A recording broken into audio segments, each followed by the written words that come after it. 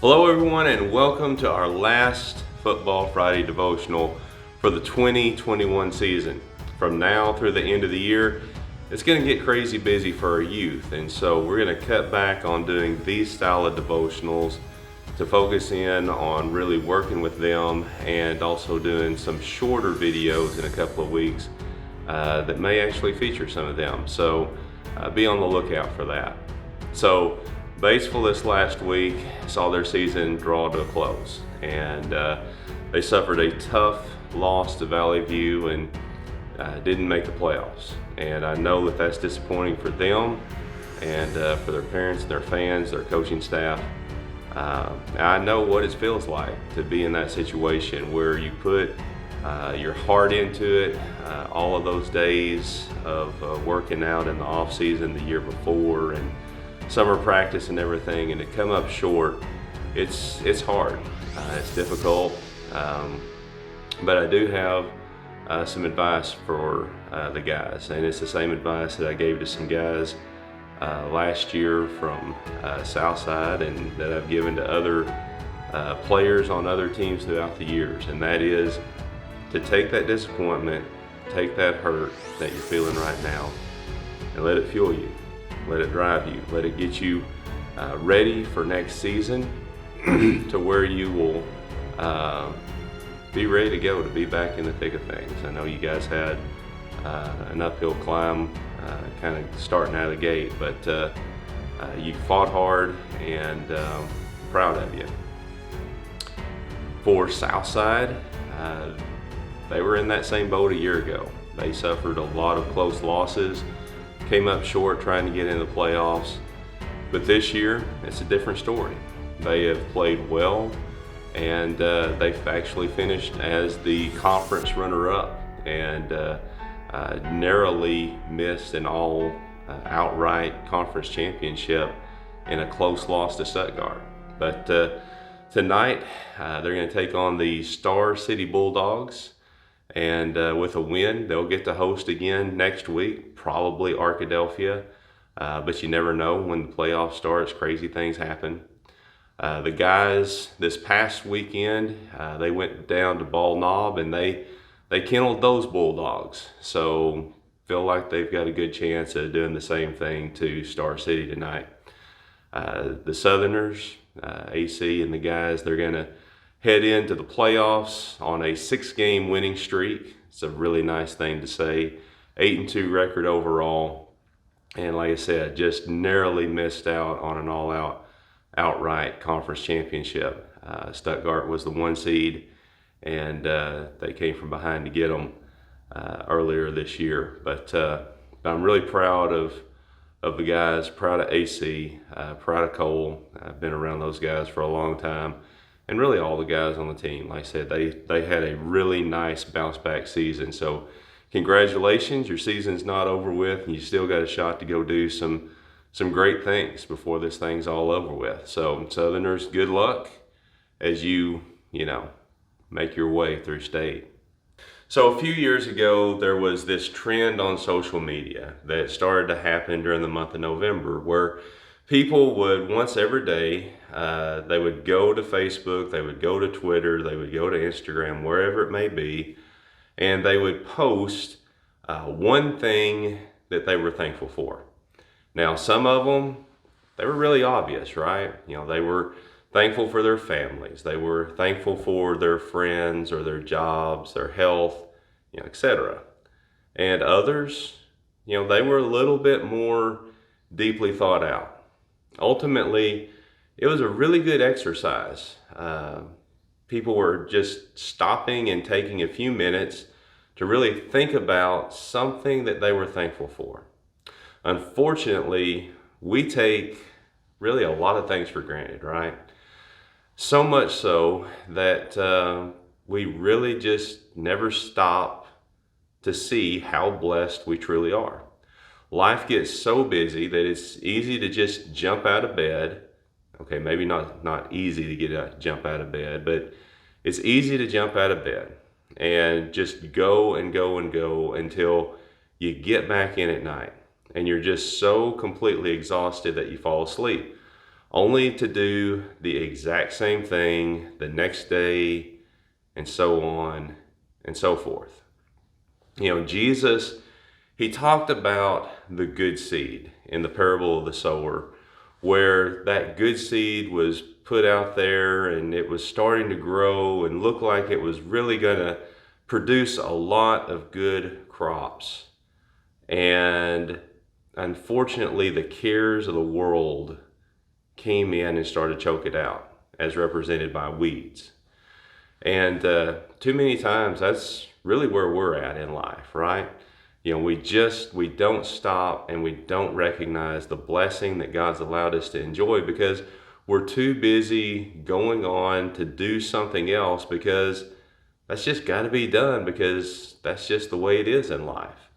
We never really stop and thank God for just what he has done in our lives. And the thing is, it's not a new phenomenon. When we look in the book of Luke, chapter 17, we see the story of 10 lepers. And in this story, we see people that were really essentially dead men walking, and what Jesus did for them, only for it to be taken for granted by most of them. Now, on his way to Jerusalem, Jesus traveled along the border between Samaria and Galilee. As he was going into a village, 10 men who had leprosy met him. They stood at a distance and called out in a loud voice, "Jesus, Master, have pity on us." When he saw them, he said, "Go, show yourselves to the priests." And as they went, they were cleansed. One of them, when he saw he was healed, came back, praising God in a loud voice. He threw himself at Jesus' feet and thanked him. And he was a Samaritan. Jesus asked, "Were not all 10 cleansed? Where are the other 9? Has no one returned to give praise to God except this foreigner?" Then he said to him, "Rise and go. Your faith has made you well." So these lepers were outcast from society. When someone was discovered to have leprosy, immediately they had to get out of town. They had to leave their families, their friends, their work, and essentially their life behind, because they had to go live in a leper colony. There was no ifs, ands, or buts about it. This leper colony, it was a place that was just outside of their town, where other people that had leprosy, they all had to go live, because the thought was that leprosy was so contagious that if you didn't get out immediately, you could end up spreading it to everyone else in town. And leprosy was a really nasty thing. It was a skin condition where, trying not to be too graphic, but you would essentially lose body parts because your skin would just kind of fall off. It's a really nasty thing, and nobody wanted it. So these people became social outcasts and just had to go live in this leper colony. And to be a leper, I mean, you were essentially a dead man walking. You had no life because you were in a leper colony. It was not a fun place to be. It was not a good place to live in. You were just waiting to die because you had no real hope of living life anymore. So when these lepers, when they see Jesus, they know, man, this is our chance. We know, we've heard what Jesus can do because we've heard about these miraculous things that he's done in other places. So, why couldn't he heal us of our leprosy? Man, we got to take our shot now. And so they cry out to Jesus and they say, "Man, Jesus, have pity on us. Master, have pity on us. Heal us, please." And when Jesus told them to go and show themselves to the priest, they knew that Jesus wasn't going to send them to see the priest if they weren't going to be healed. That just wasn't something that Jesus would do.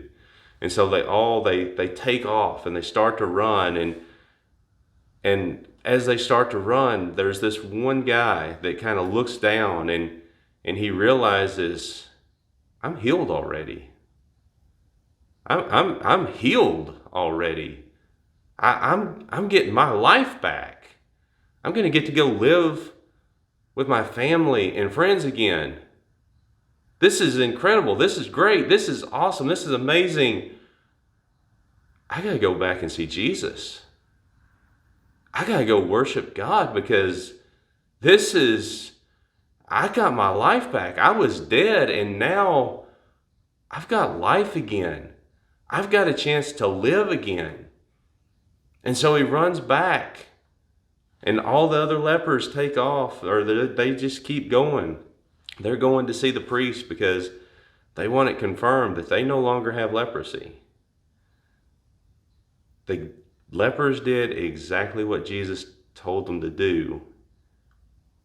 And they were all grateful to be healed, but there was only one of them that was thankful enough to run back, to stop where he was going to go and see the priest and actually come back to where Jesus was and to worship him, to worship what God had done, because he understood that Jesus had made life possible again for him. And the crazy thing was, we're talking about a low-down, good-for-nothing Samaritan of all people. At least that's how the people in that day and time would have seen this guy. This guy's a Samaritan. Not only did he have leprosy, not only was he an outcast in that way, but he was also an outcast because he was a Samaritan. And yet the Samaritan is the one that comes back and he worships at the feet of Jesus. We set aside one day out of the year to give thanks to God for the blessings that we have in our life. In reality, we should be stopping every day and really thinking about the blessings that we have and giving God the glory and the honor that he deserves from it. The Samaritan had new life. He was able to go back and live amongst the people, to go back and live in society. He had a new physical life. And that's worth a lot. But the thing is, we have so much more because we have spiritual new life through Jesus Christ. It's through him that we're made a new creation, and that allows us the opportunity to experience what life, true life, is really about, and the freedom that it provides for us. Not just for today, not just for tomorrow, but for all of eternity. So ask yourself, am I like one of those 9 lepers that Jesus said to go show yourself to the priest, and they ran? They were in a hurry to go show the priest what God had done. Or are you like the Samaritan that understood what God had done and turned back around to go worship and thank him for what he had done? Let's stop and let's make time, not just during this month of November, not just on Thanksgiving Day, but every day. Let's stop and think about just how blessed we are because what God has done for us, both in the here and now and throughout all of eternity. And let's do like what the old hymn says that we should do, and that is to count our many blessings one by one, and then we will see just what God has done. Southerners, congratulations again on a really terrific season. Good luck tonight and throughout the playoffs. And I will see you guys Sunday morning at 9 a.m.